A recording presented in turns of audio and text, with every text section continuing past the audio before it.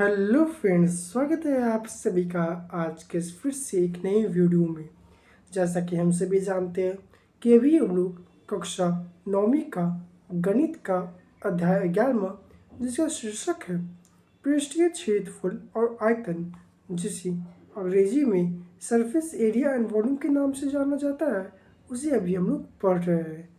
आज हम लोग इस अध्याय का भाग 11 पढ़ेंगे, जहाँ पर हम लोग कुछ उदाहरण देखेंगे। किसका? तो लंब वृत्तीय शंकु का आयतन का कुछ उदाहरण देखने वाले हैं।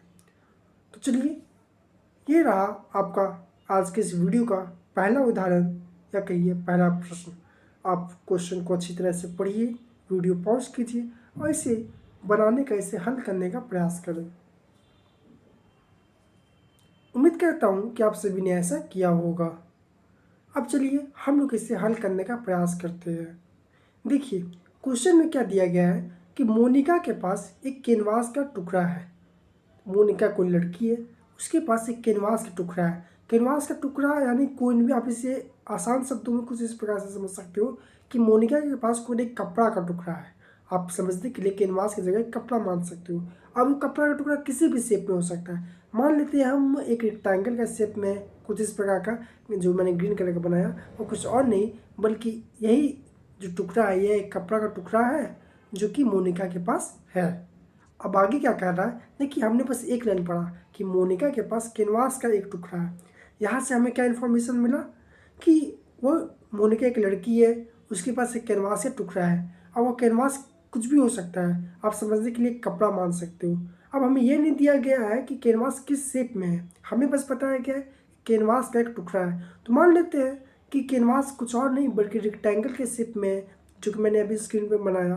अब थोड़ा सा हम लोग आगे प्रश्न पढ़ते हैं और इसे और समझने का प्रयास करते हैं। देखिए, एक टुकड़ा है जिसका क्षेत्रफल कितना है, 551 मीटर स्क्वायर। यानी कि जो अभी हमने कैनवास बनाया है यहाँ पे रेक्टेंगल के शेप में, इसका क्षेत्रफल यानी कि इसका एरिया कितना दिया गया है, 551 मीटर स्क्वायर दिया गया है। यानी कि हाँ, हमें पास दो इन्फॉर्मेशन मिल गए कि हमारे पास एक कैनवास का टुकड़ा है, एक कपड़ा का टुकड़ा है, जो कि किसी भी शेप का है। मैंने एक रेक्टेंगल का शेप मान लिया। अब कहा जा रहा है कि इसका जो एरिया दिया गया है वो कितना है, इसका जो क्षेत्रफल है वो कितना है, 551 मीटर स्क्वायर। अब आगे पढ़ते हैं। वह इससे 7 मीटर आधार वाला एक शंकु का आपतन का तंबू बनाती है। यानी कि यह नेक्स्ट लाइन में यह कह रहा है कि जो हमने कैनवास का टुकड़ा लिया था, यानी कि जो मोनिका के पास एक कैनवास का टुकड़ा था, वह इस कपड़े के टुकड़े के माध्यम से क्या बनाती है, एक शंकु का यानी कि कोण का निर्माण करती है। कोण का निर्माण करने का सेंस कि यहाँ पे लिखा है कि यह एक तंबू बनवाती है। तंबू यानी कि टेंट। आप सभी देखे होंगे कि जो टेंट लगता है, आपने टीवी पे भी, अपने किसी मूवी में देखा होगा, किसी टीवी में देखा होगा, आपने कभी कभी असली में भी देखा होगा। आपने देखा होगा, आपने ध्यान दिया होगा कि जो कोण में ये जो तंबू होता है, जो टेंट होता है, वो ज़्यादातर किस शेप में होता है, हमारा कुछ इस शेप में होता है, यानी कि कोण के शेप में होता है। तो यही जो मोनिका होती है, यह इस कपड़े के टुकड़े से कितने, हम लोग जानते हैं कि कोण का, शंकु का एक आधार का एक त्रिज्या होता है। तो यही कहा जा रहा है कि इस कपड़े के टुकड़े से जो मोनिका है वो 7 मीटर के आधार व एक त्रिज्या का एक शंकु का आपतन का तंबू बनाती है। यानी कि इस कैनवास के टुकड़े से, इस कपड़े के टुकड़े के माध्यम से यह एक कोण का निर्माण, एक टेंट का निर्माण करती है, जो कि एक शंकु के शेप में, शंकु के आकार में है। और इस शंकु का त्रिज्या कितना दिया गया है, 7 मीटर। यहाँ तक समझ में आ गया। अब आगे यह कह रहा है कि यह मानते हुए कि सिलाई और कटाई में लगभग 1 मीटर स्क्वायर कैनवास नष्ट हुआ होगा, इससे बनाए जाने वाले शंकु का आयतन ज्ञात कीजिए। देखिए, हमने क्या समझा कि मोनिका के पास एक कपड़ा का टुकड़ा है, ठीक है, एक कपड़ा का टुकड़ा है जिसका एरिया, जिसका क्षेत्रफल कितना दिया गया है, 551 मीटर स्क्वायर। अब मोनिका जो है इसी कपड़े के टुकड़े के माध्यम से एक टेंट का, एक तंबू का निर्माण करती है, जो कि किस आकार में है, जो कि किस शेप में है, तो यह एक कोण के शेप में है, कुछ इस प्रकार का, जिसका ये आधार की त्रिज्या कितना दिया गया है, यानी आधार जो बेस का रेडियस है कितना दिया गया है, 7 मीटर हमारा दिया गया है। अब कह रहा है कि देखिए, हम लोग जब एक दिए के कपड़े के टुकड़े से, मान लीजिए ये कपड़ा का टुकड़ा है, अब यदि आप, यदि आप ही को कह दिया जाए कि आप इस कपड़े के टुकड़े से टेंट का निर्माण करूँ, एक शंकु का निर्माण करूँ, तो आप तो इसे बना दोगी। लेकिन आप खुद सोचिए, बनाने के वक्त ऐसा हो सकता है कि जो जो पूरा कपड़ा का टुकड़ा है वो पूरा तरीक़ा से यूज़ ना हो। कुछ थोड़ा सा हम यहाँ से इस कपड़े को टुकड़े को यहाँ से सीधे से जो काटे, फिर यहाँ से थोड़ा सा काटे, फिर दोनों को सिलाई किए, फिर ऐसे जोड़े, ऐसे जोड़ जाड़ के हम लोग एक शंकु का, एक टेंट का निर्माण कर लिए।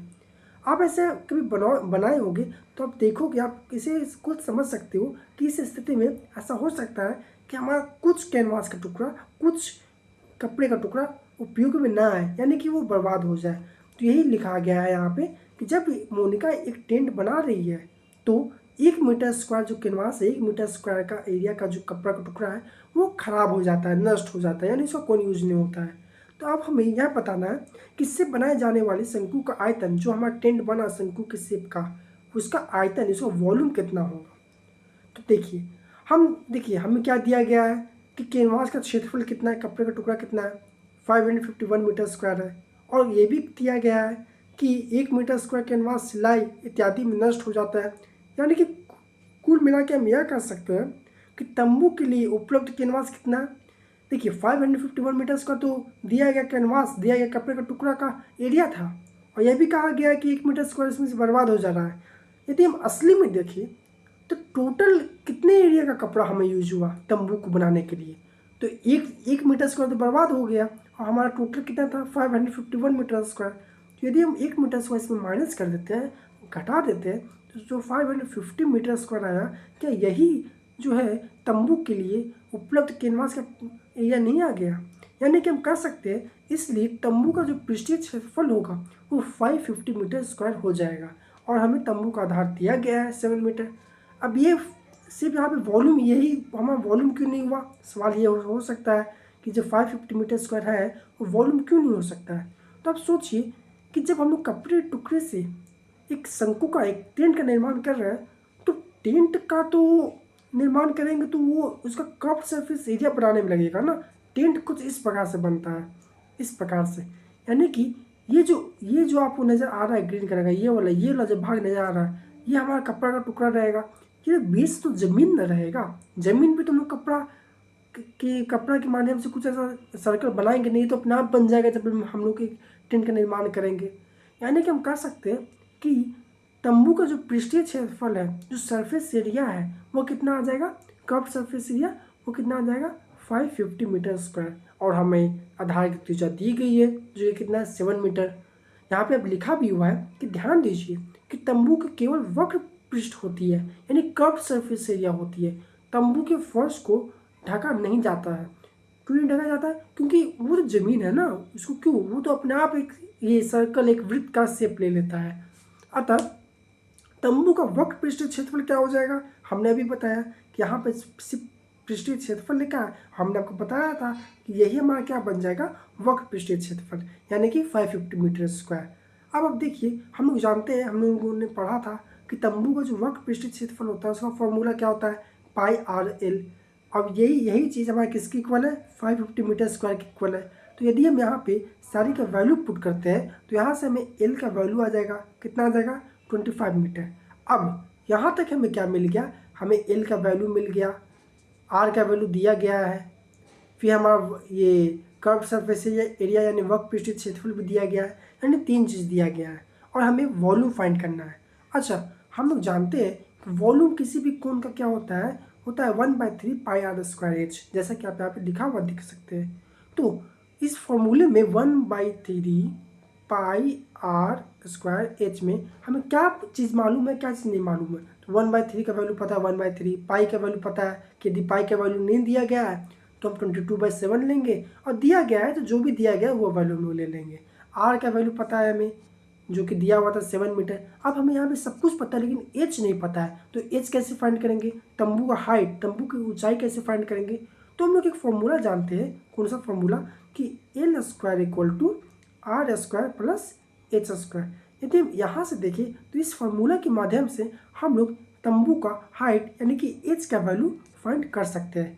कैसे, आर इस साइड जाएगा तो L square minus R square हो जाएगा, और ये स्क्वायर इस साइड जाएगा तो हमारा अंडर रूट में जाएगा। यानी कि कुल मिला के यहाँ पे आप देख सकते हो कि यहाँ पे हमारा जो एज का वैल्यू क्या है, √L² माइनस R²।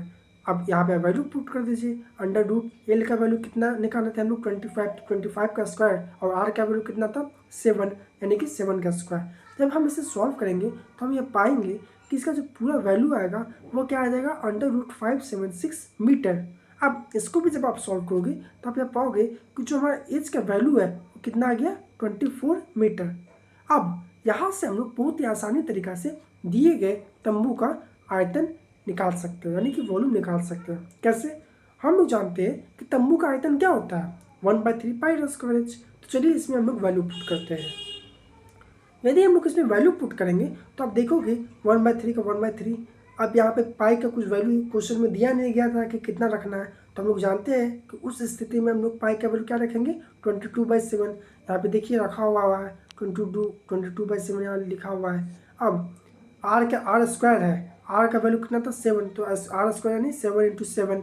अब एच का वैल्यू कितना, 24, और लास्ट में मीटर क्यूब। जब आप इसे सॉल्व करोगे तो हम पाएंगे कि तंबू का जो आयतन है वो कितना आ गया, 1232 मीटर क्यूब। और यही आपका आंसर हो गया। तो उम्मीद करता हूँ कि आपको ये समझ में आया होगा कि किस प्रकार से हम इस क्वेश्चन को सॉल्व किए।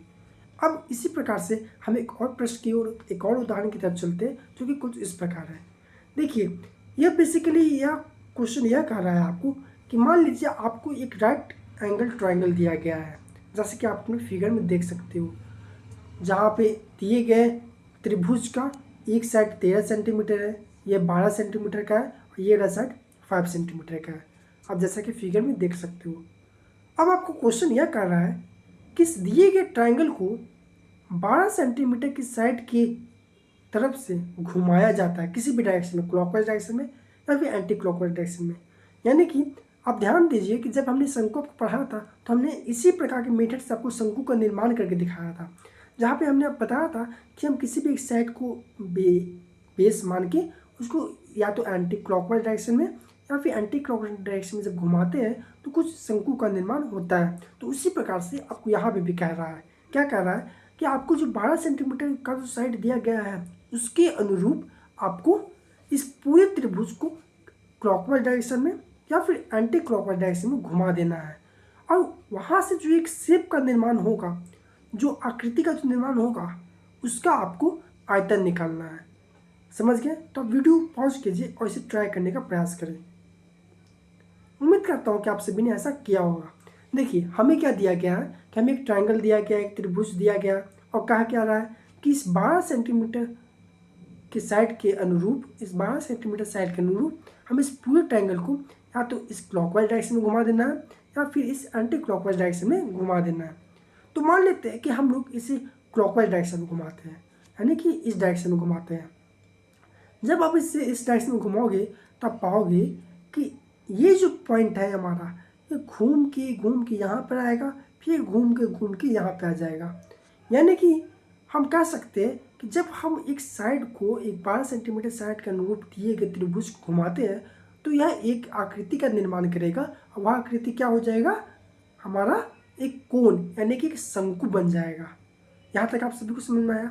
अच्छा, यहाँ तक तो समझ में आ गया, लेकिन आप सोचिए, थोड़ा सा दिमाग लगाइए कि जब इस शंकु को निर्माण करेगा तो ये शंकु का जो रेडियस होगा, जो त्रिज्या होगा, वो कितना होगा।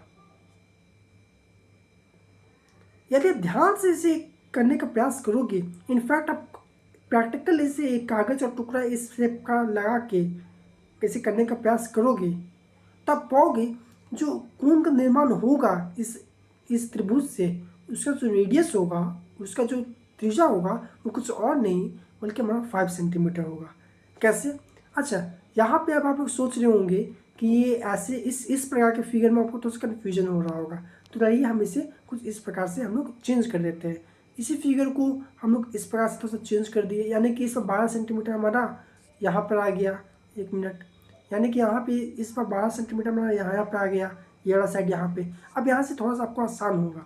अब यहाँ से यदि हम इस डायरेक्शन में इसे घुमाते हैं इस ट्रायंगल को, तो ये ऐसे घूम के ऐसा आ जाएगा और ये कुछ ऐसा बन जाएगा। अब ध्यान दो कि ये जो 5 सेंटीमीटर वाला जो साइड है हमारा, ये खुद इस प्रकार से एक सर्कल का निर्माण करेगा। अब ध्यान दो कि यहाँ पे जो हमारा 5 सेंटीमीटर वाला जो साइड है त्रिभुज का, ये जब हम इस त्रिभुज को घुमाएंगे 12 सेंटीमीटर साइड के अनुरूप, तो ये 5 सेंटीमीटर वाला साइड एक सर्कल का यानी कि घेरा का, एक वृत्त का निर्माण करेगा। और आप ध्यान दो, ये जो पॉइंट है हमारा, यहाँ पे मैं आपको इस कलर से, येलो कलर से दिखाता हूँ। ये जो पॉइंट है हमारा, ये कुछ और नहीं बल्कि एक कोण का, ये घेरा का केंद्र का काम करेगा। और जब ये केंद्र का काम करेगा तो ये जो साइड है 5 सेंटीमीटर वाला, ये हमारा क्या बन जाएगा, दिया गया शंकु का, यानी कि जो शंकु का निर्माण होगा उसका जो आधार, जो घेरा होगा, आधार जो घेरा होगा उसका त्रिज्या का काम करेगा। यानी कि यहाँ से आप समझ सकते हो कि इस ट्राइंगल से, इस त्रिभुज से जो हमारा शंकु का निर्माण होगा उसमें जो आधार का त्रिज्या होगा वो कुछ और नहीं बल्कि 5 सेंटीमीटर होगा। अब आपको क्या क्या पता चल गया, आधार का त्रिज्या पता चल गया कि जो कि 5 सेंटीमीटर है। अब कोण का हाइट पता चल गया, कोण का हाइट यही होगा 12 सेंटीमीटर। अब हमारे पास r दिया गया है, h दिया गया है, और हमें फाइंड क्या करना है, वॉल्यूम यानी कि आयतन, जो कि हम लोग जानते हैं क्या होता है, 1/3 पाई r स्क्वायर h होता है, ये हम लोग जानते हैं। तो इस पर हम लोग वैल्यू पुट कर देंगे, 1/3 इंटू पाई का कुछ वैल्यू नहीं दिया गया है तो हम लोग 22/7 रखेंगे। r का वैल्यू कितना है, यही वाला r का वैल्यू है 5 सेंटीमीटर, तो 5 इंटू 5, और हाइट कितना है 12 सेंटीमीटर इंटू 12। जब आप इसे सॉल्व करोगे, मैं यहाँ पे आपको थोड़ा सा डायग्राम के जरिए आपको इसे फील देने का ये कोशिश किया हूँ, और उम्मीद करता हूँ कि आपको ये समझ में भी आया होगा, क्योंकि आप यदि शंकु का वाला वीडियो देखे होंगे तो आपको समझ में आया होगा। उसके बाद जब आप इसे सॉल्व करेंगे तो आप पाओगे कि ये कितना आ जाएगा, 100 पाई इसका आयतन आ जाएगा। ठीक है, तो आज के लिए इतना ही। ये 2 प्रश्न हमने आज के इस वीडियो में देखा। आज के लिए इतना ही, धन्यवाद।